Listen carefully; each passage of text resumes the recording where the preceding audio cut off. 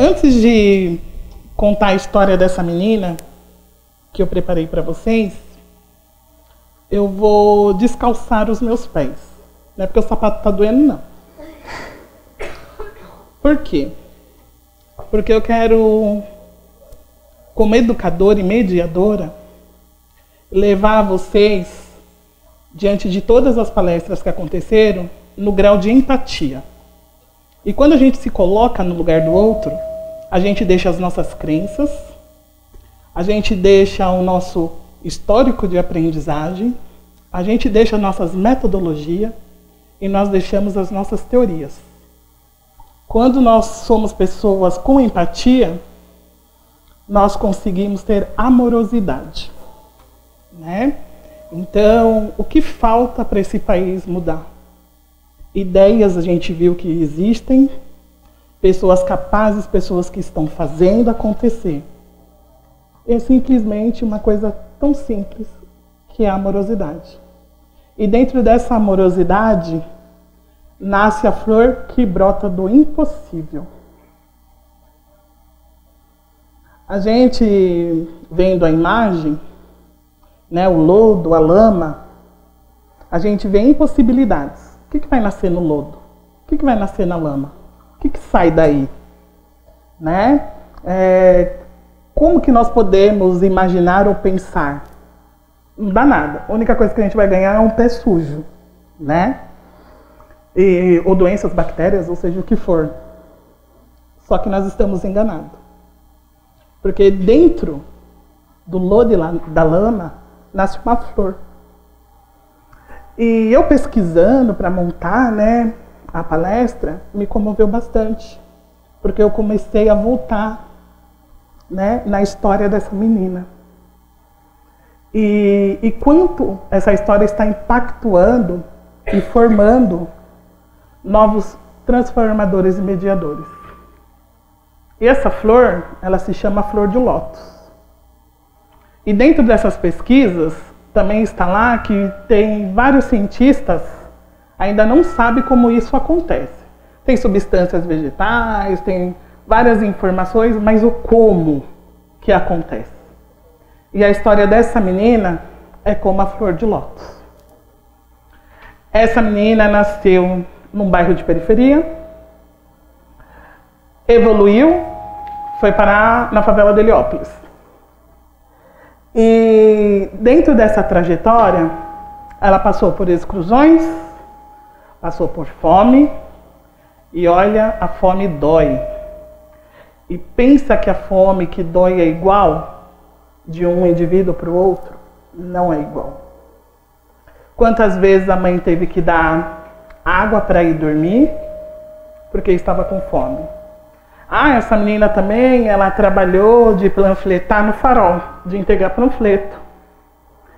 E a coisa mais sensacional é que na hora de ser selecionada nesse Farol, para você ser aceita, para ser escolhida, tinha que ficar pulando. Escolhe eu, escolhe eu. E tinha mais meninas, meninos nas mesmas condições. Só que essa menina tinha um sonho. E esses sonhos eram marcados num caderno. Então ela marcava, eu quero ser isso, eu quero fazer aquilo, quero conquistar outras coisas. E ela olhava para a lama e não via nada.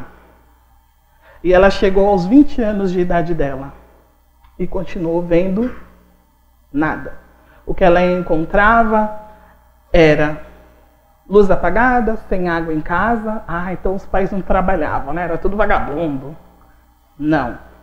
O pai começou a fazer bico e descarregava um caminhão de cana, que do lado da sua casa tinha um depósito de cana, o dia todo para ganhar R$10. Só que ele sempre falava para essa menina, nós temos que conquistar as coisas. Nós não podemos nos fazer de coitado para ter. E aquilo ficou gravado. Só que essa menina também era muito terrível. E o que mais marcou foi o preconceito dentro da família, porque o seu pai era negro e sua mãe é branca. Então, dentro da própria família, tinha a questão do preconceito racial.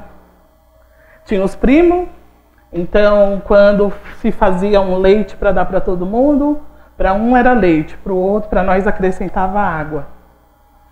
O que mais marcou essa menina em todas essas trajetórias foi que quando ela ia para a escola com as irmãs dela, e não tinha nada para comer, então tinha uma videolocadora, e na videolocadora dava pirulito. E chegava lá, elas pediam um pirulito, o moço dava e elas saíam contentes. E tinha uma tia do cachorro-quente. E essa tia do cachorro-quente sempre dava um cachorro-quente, elas dividiam em 3 pedaços e iam para a escola. E o sonho, ele é assim. O sonho, ele surge. Ele não escolhe a sua condição social, ele não escolhe se você está na lama, ele não escolhe se você é rico, se você é pobre. O sonho, ele existe para nos incentivar, para ter esperança, né? E então o sonho, ele não é sementes que ele não vai escolher onde ele vai ser germinado. Eles caem. E essa menina não deixou que a exclusão, que a fome, que o vitimismo a fizesse desistir. Então, quando ela leu o caderninho lá, ela falou, poxa vida, já passou-se 20 anos e eu continuo na mesma. Não saí de nada. E aí foram falando para ela de informações, e dentro dessa trajetória de entregar panfleto, ela foi aprendendo o que era políticas públicas, ela foi aprendendo se conhecer, ela foi aprendendo a ter conscientização, o porquê estamos nessa condição, o porquê a nossa família passa por isso. Ai, a sociedade é ruim, né? É uma questão social, é uma questão nossa que nós não fazemos nada para ir para frente, que é o que acontece. E ela foi se deparando.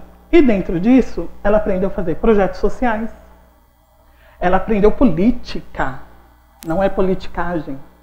Ser politizado, entender, como foi colocado muito aqui, não existir, ser, fazer, participar, ser ativo.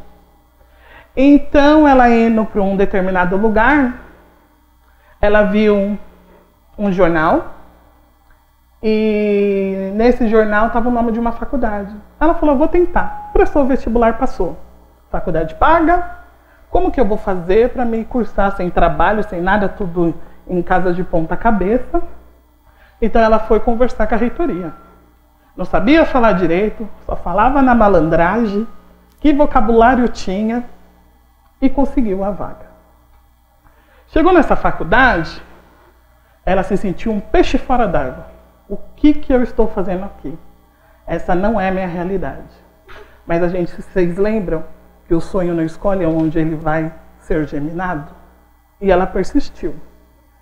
E aí essa menina que fala mano, tipo assim, Joe, também sabe falar de Paulo Freire, Valon, Vygotsky, e foi aprendendo e tendo conhecimento. Não é a fome, não é a roupa que te faz ser um ser transformador. É o conhecimento. Então, nenhuma dessas condições impediram de eu ser o que eu sou hoje. Né? De ter o prazer de estar na frente de tantas pessoas, de poder contar a história, a minha história, aonde que o futuro que me esperava ou era eu casar com um traficante, ou eu era ter uma penca de filhos e viver nas mesmas condições de onde eu saí. E isso se chama, né, que a gente tem o costume de falar dentro da psicologia, que Nós temos que ter essa autonomia, né? Como foi colocado, essa mudança ela acontece primeiro dentro de você. Mas como, cara, vai acontecer dentro de você? Se você não consegue nada, se você olha não tem nada, aí que vem os transformadores. A tia do cachorro-quente foi uma transformadora. A diretora que deu um passeio de escola, que fez essa menina mudar todo o comportamento dela, foi uma transformadora. Esse primeiro local que se chama UNAS foi um meio de transformação, porque foi lá que ela começou a aprender de políticas públicas, foi lá que ela começou a aprender do direito da juventude, foi lá que ela começou a aprender do direito da mulher, foi lá que ela começou a ver a educação infantil, onde que começa tudo. Foi lá que ela aprendeu sobre medidas protetivas sobre abrigamento, né? De medidas socioeducativas. Então foi aprendendo, foi criando conhecimento. E chegou uma hora que ela passou por todos esses locais. E foi deixando o que aprendia, o que construía. E aí essa menina falou, não pode ficar assim.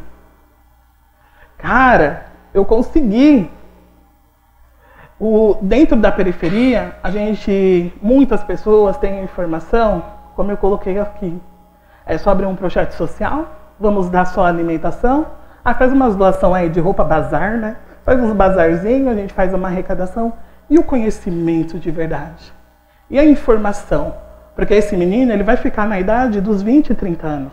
Então, até quando ele tem 14 anos, ele é bonitinho. Depois, com 16, 17, quem vai querer dar a cesta básica? Quem vai querer dar a comida? E não é dar, é ensinar. E como que a gente ensina?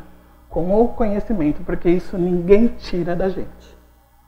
Então, esse projeto tem um significado muito grande, porque é onde nós estamos conseguindo colocar essa ideia, essa mediação. Por isso que lá dentro todos nós somos educadores. E aí, dentro dessas atividades com as crianças, a gente faz jogos, brincadeiras, são crianças, né? Temos que resgatar a infância, que muitas vezes é perdida, e todo mundo também pensa, não tem mais jeito, esses adolescentes aí não querem saber nada com nada. Mas quais são os modelos que eles estão tendo? Né? Se a gente ver ONGs, e muitas, em Bauru, muitas, em São Paulo, muitas, que usam cara de crianças, principalmente negras, ainda até costumo falar, porque é verdade, catar rentas para ganhar dinheiro. E projetos sociais salvam vidas.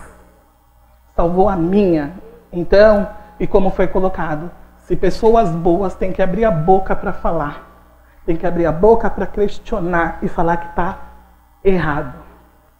Então, dentro disso, vem surgindo da gente transformar essa lama, porque quando a gente entra realmente no pousada, é de terra, é de lama, mas com riquezas. E tem muitas flores de lótus ali que precisam subir para a superfície para ser visíveis. Tem coisas escondidas sem visibilidade. Então, o pessoal de periferia não quer o seu dinheiro, quer ser reconhecido, como o bispo bem colocou. Quando a gente pinta a carroça, a gente se torna visível, transforma essa realidade. E é dentro dessa realidade que a gente consegue se transformar. E como isso acontece? Contagiando outras pessoas, trazendo outras pessoas com a mesma ideia, se transformando. É através de estudo, é através sim de informação que a gente consegue fazer essa transformação. E a criança sempre vem com a alegria mesmo, né? Mas dentro dessa alegria ela vai se transformar em um adulto. E ela também se transforma em uma multiplicadora. Que ela multiplica seus familiares, ela multiplica a sua comunidade. Então ela é uma transformadora de si e do seu meio. E como que nós fazemos isso? Vamos levar eles para entender o que é, né? Seminário da criança e do adolescente, o que é o ECA, o que é políticas públicas. Porque você está aqui agora, você pode ir para uma faculdade? Você tem condição de cursar ela? E então, dentro dessa perspectiva, desse pensamento, nós começamos a participar dos movimentos da cidade. Por que a cidade funciona desse jeito? Por que a minha comunidade é dessa forma? Né? Porque não adianta você transformar um só. A gente quer transformar a realidade. E para transformar a gente tem que conscientizar. Aí muitos falam, né, que toda essa palavra ela dá em utopia. Não é. Só que precisamos de pessoas responsáveis. Nós precisamos de modelo que também acreditem. Nós não queremos opressores. Fala que fazemos, mas não fazemos. Né? Nós precisamos de pessoas que realmente tenham empatia pelo outro. Muitos fazem doação para descargo de consciência. Não vai supervisionar, não vai ver o que está acontecendo, aonde está sendo aplicado, o como. Então nem faça. Continue nesse pensamento seu. Né? Porque aí, aquele que estava oprimido e teve um pouco mais de conhecimento, ele tem que ser transformador. Moldar o ambiente e onde ele está inserido. E aí são as nossas atividades, onde a gente participa de várias ações. Então, até a polêmica, né, da não redução da maioridade penal. Mas por quê? Como entender? Né? Não são coitadinhos, são isso. Não, tem consequências, as coisas já existem. Então é compreender e levar ao entendimento. E depois o sujeito, o indivíduo, ele escolhe o seu caminho. Então não é falar que o caminho A é certo e o caminho B é o mais correto. Não, é mediar e deixar ele escolher. Ele ser protagonista. Aí sim a gente vai começar a formar cidadãos conscientes e transformadores. Essa atividade foi 3 anos antes e nós perguntamos para as crianças o que elas queriam ser. E elas informaram que as meninas queriam casar e ter filhos, queriam ser cantora de funk, alguns meninos queriam ser traficantes, é a realidade. Né? Alguns se espantam, falou, é o modelo que tem. Né? O traficante dentro de uma comunidade é o herói, é o modelo. Por isso que o universitário, quando vai para dentro das comunidades, eles levam outros modelos, outras possibilidades. E aí depois que nós fizemos novamente a atividade, saiu pedagoga, saiu bióloga, saiu policial, saiu boiadeiro. E isso só me dá mais gás. Na verdade, isso que aconteceu aqui é uma alavanca para mim. Porque tem pessoas com a mesma ideia, tem pessoas fazendo coisas diferentes, tem pessoas acreditando no outro. E ufa, tem pessoas com humanização. A melhor humanização é quando você transfere o seu conhecimento para o outro. E ele dá liberdade de ele escolher e ser crítico diante da sociedade. Essa é a maior liberdade que existe. Mas para isso acontecer, sozinha a Fabiane não faz nada. Tem outros transformadores, tem outras pessoas que compartilham da mesma ideia. E assim a gente vai criando força. E essa turma são turma de transformadores. Então, o lodo e a lama nada mais é que a exclusão. Qualquer tipo de exclusão. O nosso sonho, e o sonho que eu falei tanto, é a esperança. O impossível, as coisas impossíveis, são vocês, transformadores. Né? Não precisa ser dentro do pousada, pode ser com o seu vizinho. Se olhar seu vizinho não tá legal, cara, você vê que tá tendo alguma coisa, tem como auxiliar, tem como ajudar. Às vezes está do nosso lado e nós não conseguimos ver. Né? Não conseguimos impactar o outro. E é isso que eu deixo de pensamento. Nossa, o negócio aqui já está... Fabiane, eu adoro falar, gente. E eu amo o Paulo Freire, né? Quando eu conheci... Rapidinho, eu tô terminando. Conheci ele na faculdade, fui entender quem é esse cara, né? Que fala desse negócio de transformador, amorosidade, liberdade. E o que ele fala é possível sim. É possível, porque eu vivenciei, é possível porque nós estamos colocando em prática. E essa frase dele me movimenta muito. Sou eu. O mundo não é, está sendo. Meu papel histórico não é só o de constatar o que ocorre, mas também o de investir como sujeito de ocorrências. Sejam sujeitos de ocorrência. Sejam transformadores. Sejam a diferença dentro do nosso país, da nossa política. Sejam ser não existente, porque existe, né, até a planta existe e ainda tem a sua contribuição. Vamos ser, e para ser nós temos que fazer, temos que acreditar, temos que investir. E a maior riqueza é levar o outro à sua liberdade. E nós podemos fazer isso. Obrigada.